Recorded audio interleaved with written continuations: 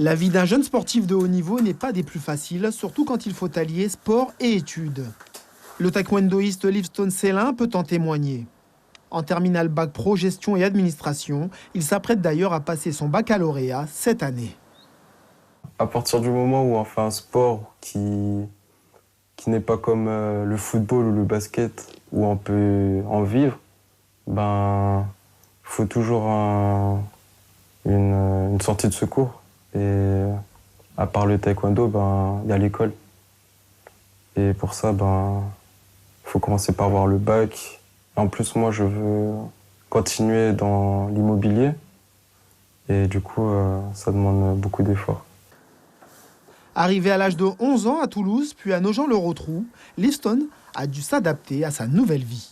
J'ai quitté la Guyane avec ma mère pour pouvoir rejoindre ma sœur en France.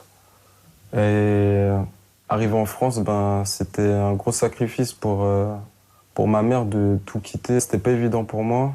Et du coup, ça m'a motivé de réussir dans mon domaine. Très proche de sa mère, il voue aussi une grande admiration à sa sœur aînée, l'internationale Lauriane Célin. C'est elle qui me donnait la force pour m'entraîner, pour les compétitions, qui me conseillait. C'est une bosseuse, elle bosse beaucoup, c'est sa passion.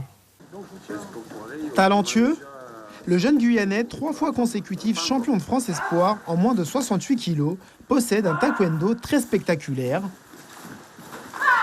offensif. Il faudrait que j'arrive à me canaliser pendant le combat.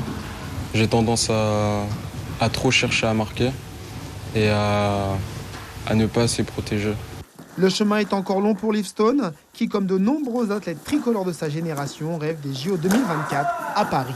Nous savons qu'il a beaucoup de talent. Il a 18 ans. Ce qui est sûr, c'est que s'il vient toujours s'entraîner et s'il maintient ce niveau de persévérance, alors oui, il a de grandes chances d'aller très loin. Prochain combat, le bac au mois de juin et les championnats d'Europe cadets en septembre. Suivez l'info sur Guyana Première, télé, radio et internet.